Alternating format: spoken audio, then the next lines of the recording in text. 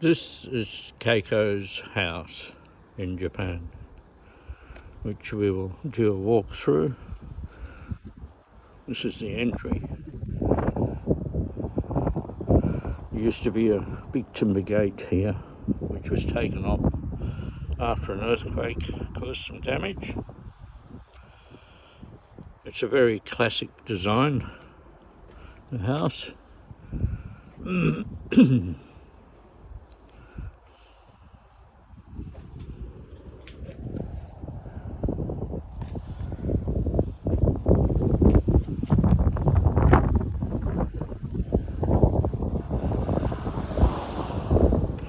And we're going up to the front door.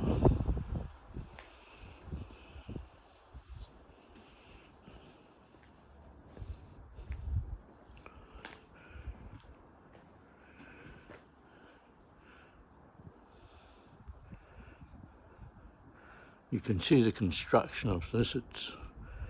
It's made to last a long time.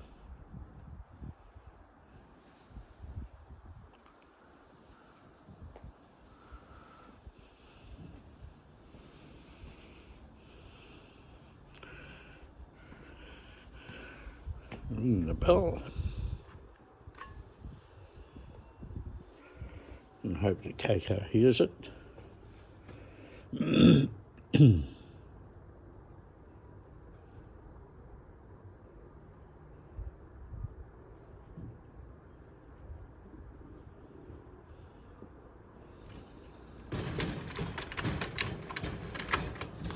you stop? Could you stop? I couldn't. Opened the door and ran away. Anyway, typical entry area. I will come in and remove my shoes. Maybe better shut the door first. Nice sliding door. Such a simple lock.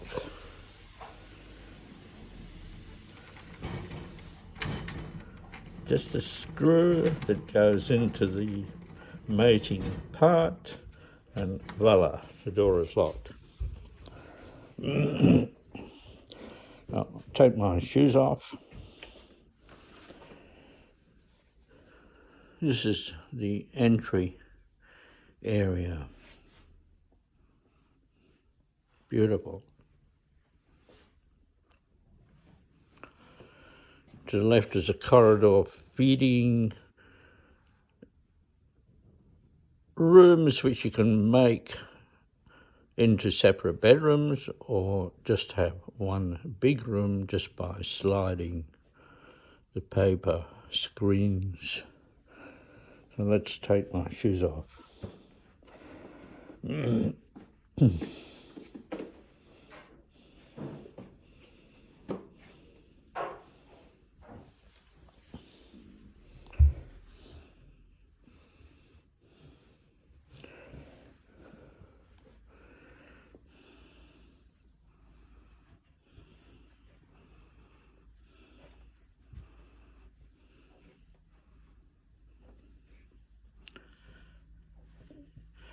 I'm walking up the outside corridor at the moment, and you can see how the house can be split into many partitions just by moving screens, just like that.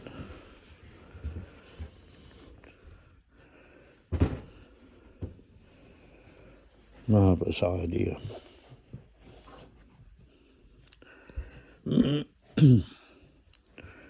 We'll come back in. Into the front room.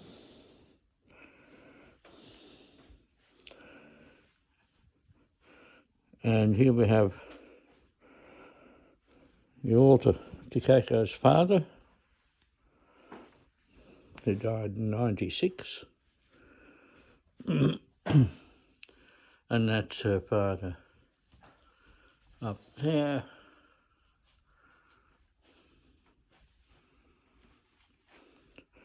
We're coming to this second room, which is made a room by Just sliding these partitions.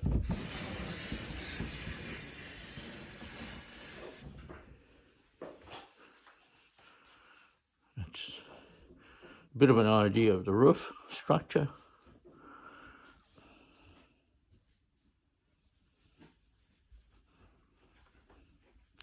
And a bit of a display area over here. Lovely wooden eagle. And I believe there's a couple of samurai swords over there, which I don't know whether Keiko would be game enough to take one out. Probably not. And here's Keiko. Once upon a time, pride and joy, her black Steinway. I believe it's a New York Steinway, as distinct from the German one that she has in Edinburgh. Still a lovely piece.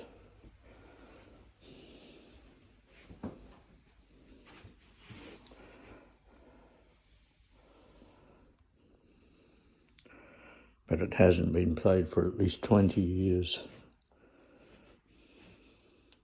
Bit of the outlook there. Again, these paper partitions almost work like a double glaze. They actually stop the cold air which comes from the glass. Stops that from coming into the room.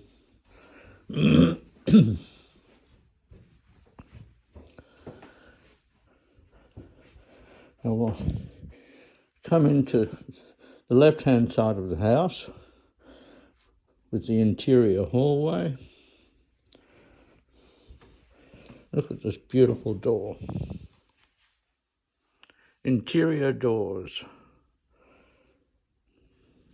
They would pass for front doors in Australia. Solid timber. Gorgeous. And we have another bedroom here. Mainly we're calling it a bedroom because the sliding partitions make it such. And we come into the hallway. Again, if we open this, you can get a view out the left-hand side of the house.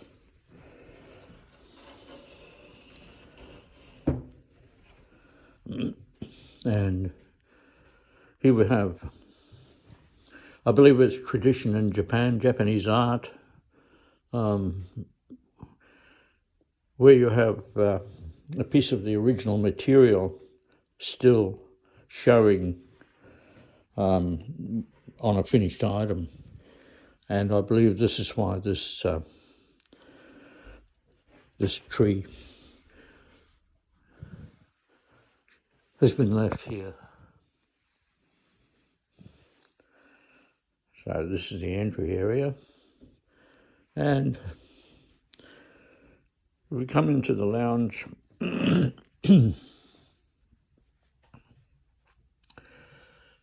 Look at the magnificent ceiling. Exposed beams. And this can be into two rooms. It can be a lounge room. And if we open up one of these partitions just to let a bit of daylight in.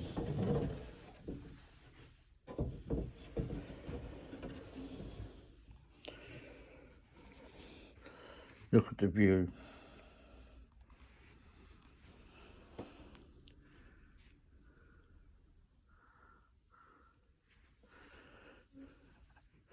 And we walk into the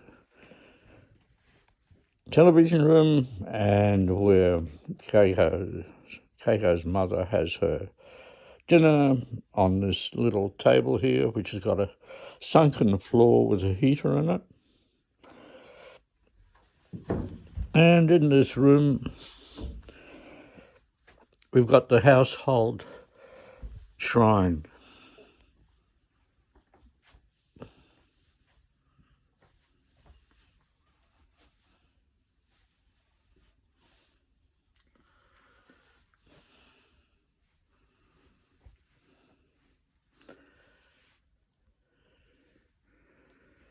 Now we'll go back and continue our journey up the hallway. It's a sunken floor into the lounge. Here again it can be fed by 3 points, either the doorway into the hallway, the main hallway entrance hall, or this door which goes into the inner hall, or through these sliding doors which go into the kitchen. Some lovely art pieces here.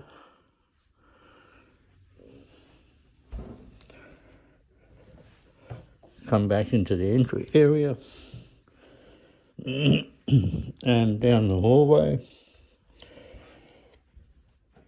We come to the bathroom, where you've got your standard vanity unit, and we've got the WC with typical Japanese bidet, electronic bidet. Look at the height of these doors, floor to ceiling. And then of course we've got the typical male urinal, which we don't see much of in private homes in Australia. So you've got the choice of either going to the bidet or a urinal.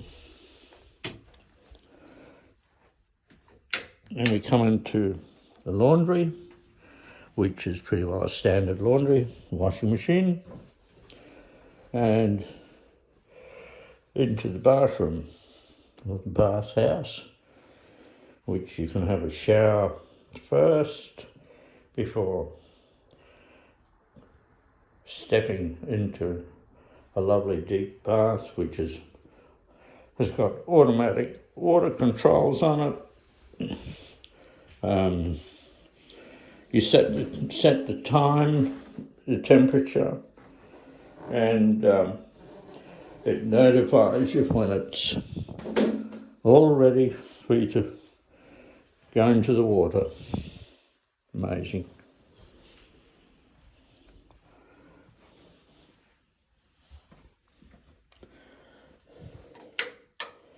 Lights off on that.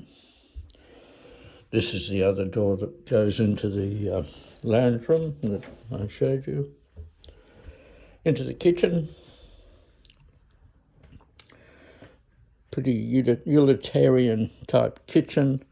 Keiko's mother lives by herself, so she's not too interested in keeping it all spick and span and tidy. It's clean, functional, does everything she wants to do. Just a hop, step and jump into the dining area from here. And then into the more traditional bedroom, a normal sliding door, not the nice paper sliders, but it does the job. Suspended ceiling.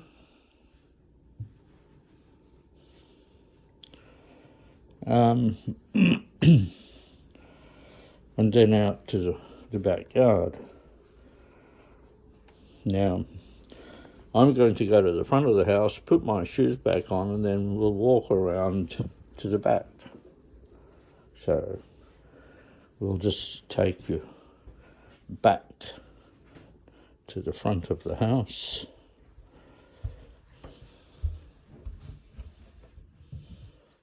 Oh, just before we go, I just love these ceilings. I love the exposed beams.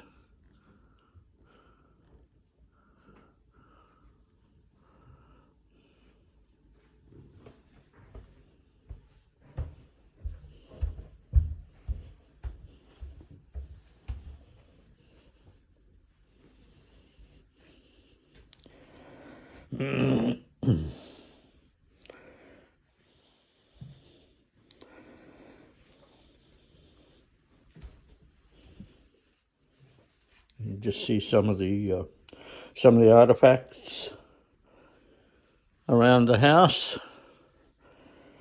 If I can put my shoes back on again. This is it. It's a tiled entry area, as you can see. And I'll unlock this door.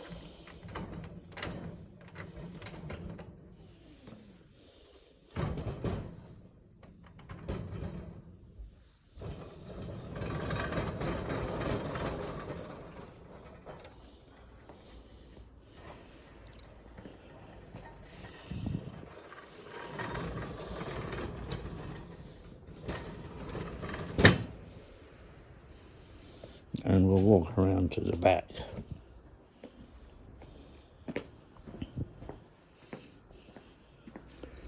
This is a veranda. These are purely decorations, these blinds hanging up. But I just get taken away with the solid timber beams. It's Japanese cedar. All the roof purlines are cut into that main beam up there. Just by the way, this little extension here, this area here, is where the internal sliding doors disappear to when you open up the area between the lounge and the TV room.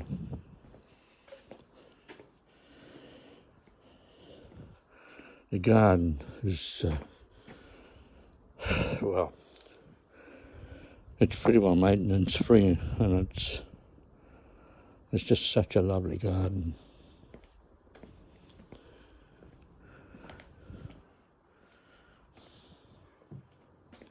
These are the rain downpipes. When the rain comes out of the gutters, runs down these, makes a nice little tune. The back door, and we'll go around to the other side of the house, just so you can see the fantastic structure of the roof. Look at those lines. Look at the finish.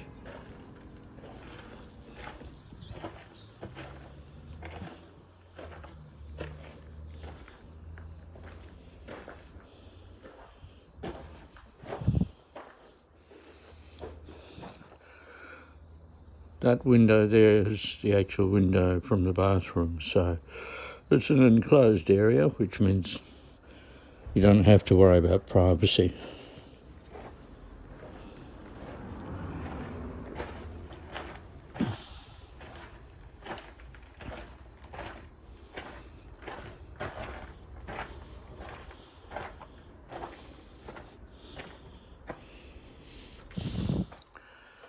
Round to the front.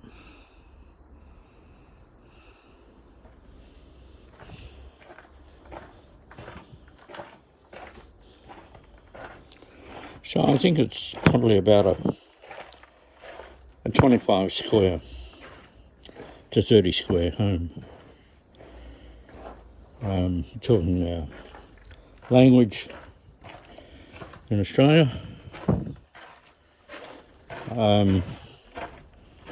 It's relatively maintenance free.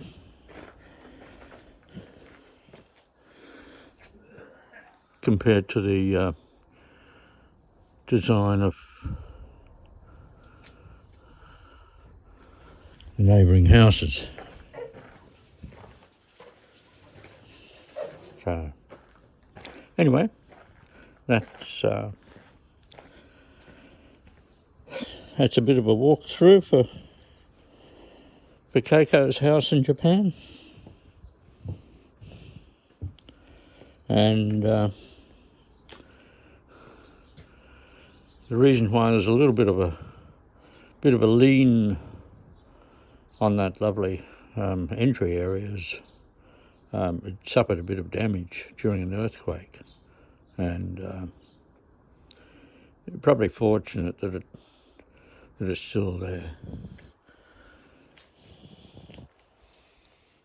Anyway, that's about all we can show you now. Okay, bye then.